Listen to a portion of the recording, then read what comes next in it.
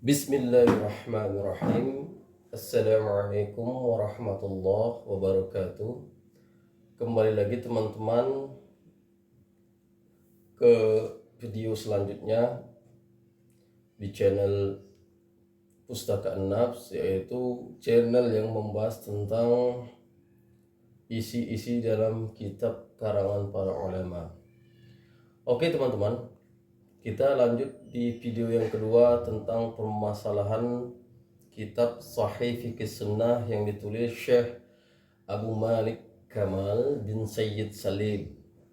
Ya, buku ini buku bagus juga, wajib dimiliki kaum muslimin ya di zaman sekarang ya, dikarenakan begitu luasnya permasalahan yang disebutkan Syekh di dalam kitab ini, dari permasalahan apa itu mazhab, apa itu taklid, dua kontradiktif, dua pendapat yang harus dipilih dalam menetapkan kesahihan dalil terhadap hukum yang dikeluarkan.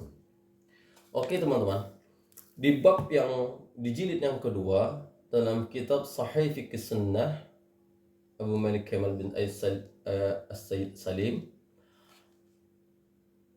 kemarin di bab yang pertama beliau menutup di perkara masalah jenazah ya teman-teman, di masalah takziah ya. Sekarang kita lanjut di jilid yang kedua. Beliau dalam kitabnya itu membahas tentang masalah definisi zakat ya. Lalu definisi zakat, hukum dan kedudukan zakat dalam agama, keutamaan dan manfaat zakat. Lalu beliau membahas tentang syarat wajib zakat, zakat hutang,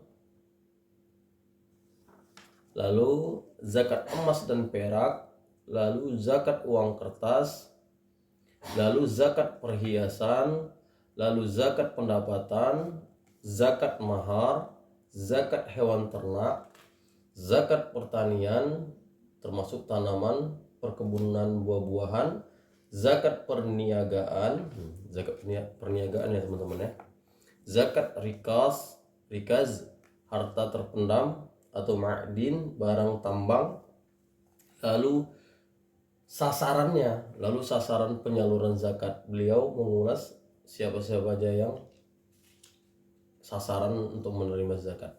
Lalu beliau mendefinisikan atau menjelaskan kitab masalah zakat fitrah. Setelah itu bab tentang kitab puasa ya, beliau membahas tentang fikih puasa Ramadan, puasa sunnah ya, sunnah dan etika puasa, adab-adabnya, puasa sunnah, iktikaf. Lalu beliau membahas tentang kitab haji dan umroh. Lalu beliau membahas tentang syarat wajib haji. Lalu beliau membahas tentang haji untuk orang lain atau wajib badal.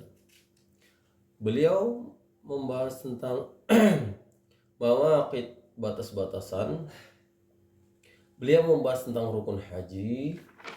Beliau membahas panjang ya, rukun haji di sini beliau menjelaskannya panjang teman-teman, berapa halaman ini. Hukum tawaf ya, hukum syai.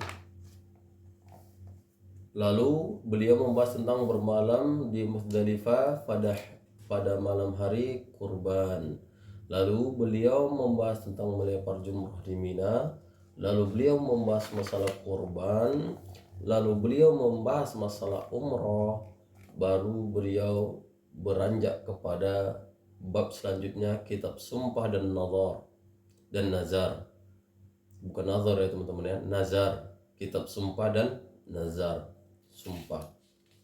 Lalu beliau menjelaskan masalah pengertian sumpah, legalitas sumpah ya, panjang tuh ya teman-teman ya. Lalu macam-macam sumpah, al-yamin al-lagh, al-yamin al-ghamus, al-yamin al-munaqadah, macam-macam ya teman-teman ya. Lalu beliau membahas tentang masalah nazar, definisi nazar, hukum yang mengutarakan masalah nazar. Lalu beliau membahas kitabun makanan, minuman dan lain-lain dan hal-hal yang berkaitan dengannya. Makanan, at'imah, ya, macam-macamnya, yang baik dan yang buruk. Lalu beliau membahas tentang berburu binatang buruan dan hukumnya. Lalu beliau membahas tentang penyembelihan secara syar'i. Lalu beliau membahas masalah kurban udhiyah. Lalu beliau membahas masalah akikah. Lalu beliau membahas tentang minuman, syaribah, definisi, hukum-hukum dan hal-hal yang diharamkan. Beliau di dalam kitab yang jilid kedua ini, teman-teman, beliau menutup permasalahan dengan bab masalah minuman, hukum-hukum minuman keras, khamar, hukum minuman yang dicampur, hukum rokok, ya teman-teman ya, hukum rokok ada di sini ya, etika minum. Begitu luasnya Syekh menjelaskan permasalahan hukum fikih yang berkaitan yang di zaman Nabi tidak ada ya teman-teman ya, seperti merokok ya teman-teman ya. Di sini ada pembahasan beliau masalah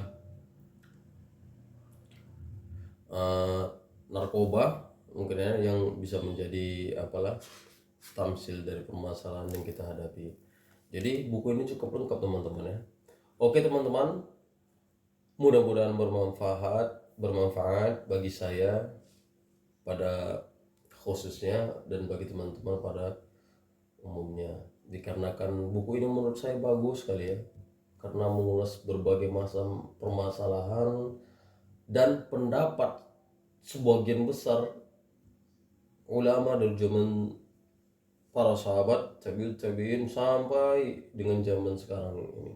Tetapi kesimpulannya aja teman-teman ya, dari pendapat-pendapat itu beliau menyertakan juga dalil dari pendapat yang ulama ini menyebutkan, lalu beliau kumpulkan, lalu beliau menyimpulkan dari sekian banyak pendapat, menurut beliau pendapat ini yang kuat, pendapat ini yang lebih sahih. Assalamualaikum warahmatullahi wabarakatuh.